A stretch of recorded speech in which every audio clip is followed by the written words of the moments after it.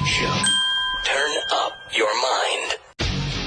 Control of Congress up in the air, with both the House and Senate still hanging in the balance. Republicans acknowledging the expected red wave never materialized. Definitely not a Republican wave, that's for darn sure. It hasn't been as big of a wave as I'd hoped it would be. While the battle for the Senate may not be decided for days, Democrats are celebrating a critical Senate pickup in Pennsylvania, where Lieutenant Governor John Fetterman, just months removed from a stroke, defeated his Republican rival, celebrity TV doctor Mehmet Oz. This campaign has always been about fighting for everyone who's ever been knocked down that ever got back up. Georgia's Senate showdown appears headed to a runoff next month if neither incumbent Democratic Senator Raphael Warnock nor Republican Herschel Walker can reach the 50% threshold. Y'all just hang in there. I'm feeling good. I told you he's going to be tough to beat. He got the wrong Georgia here, don't he? Democrats showed signs of strength in a number of key races.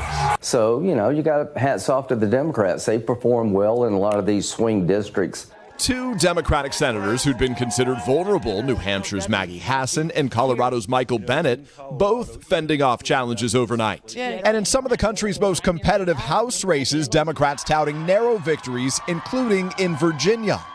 Thanks to your commitment and hard work, we have won this race. But some critical wins for the GOP, holding on to a key Senate seat in North Carolina. And in Ohio, Republican political novice author J.D. Vance beating Democrat Tim Ryan. Are you kidding? Vance was endorsed by former President Trump. I will never forget where I came from, and I will never forget the great people of Ohio. A major bright spot for the GOP, Florida. Governor Ron DeSantis and Senator Marco Rubio cruising to re-election. Across the country, voters sending a message that they're dissatisfied with President Biden and particularly worried about the economy, with nearly a third saying in exit polls that rising inflation mattered most to them this year. But abortion rights was the second most important issue and a huge motivating factor for Democrats. Now both parties facing a deeply divided electorate ahead of the next presidential election. Okay, everybody. So no red wave at all. No red wave. And we did win a whole bunch of stuff. And the yesterday I told you like somebody would be wrong, either Bill Maher or Michael Moore would be wrong. Bill Maher was wrong. Bill Maher was wrong. This was about, democracy, but it was also about abortion. It was less about the economy than, the punditry told us it was. People get that this inflationary period that we're in is global. They understand it. We're not as dumb as you might think we are. We're not as dumb as some of the celebrity TV, football players or celebrity TV doctors or celebrity TV reality show hosts think we are. We're not as dumb as they think we are, which is great. It's great news. Now, I will say Florida is gone. Bye-bye. Bye-bye, Florida. Florida has left. Florida has left the building. They are the Elvis of, this election cycle. We are, I should say. We are, because I'm sitting in Florida. Listen, I have never seen Miami not vote Democratic. It's always been like, the tip of the penis, which is Florida. What was her name that got fired on MSNBC for saying my old joke? I'm so sorry. Tiffany Cross, I think her name is.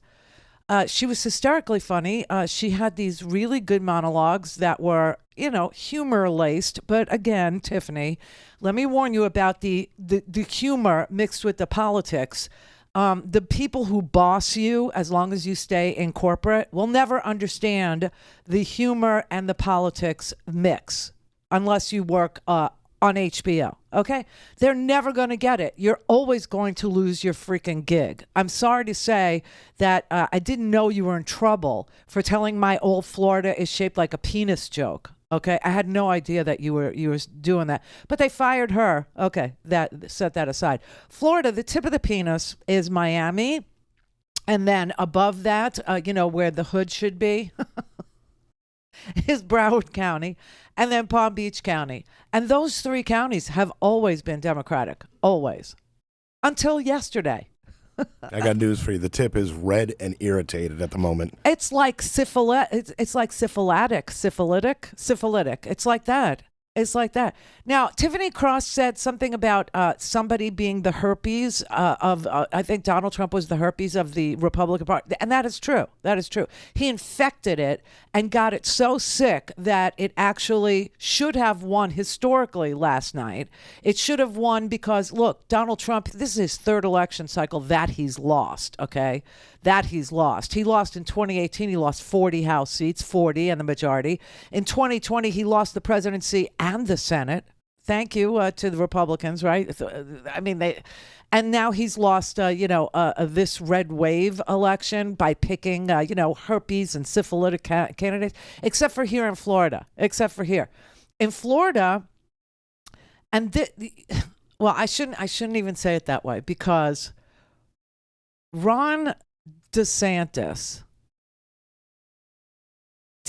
isn't he walking away from, yes, he's walking away from Donald Trump. He's his own dude now. He's his own guy who needs Donald Trump. He endorsed a guy that lost last night in a race that Donald Trump had endorsed. And, DeSantis and Trump had dueling rallies on Sunday night. You see, so DeSantis, according to the New York Post, my hometown newspaper, DeSantis is the future.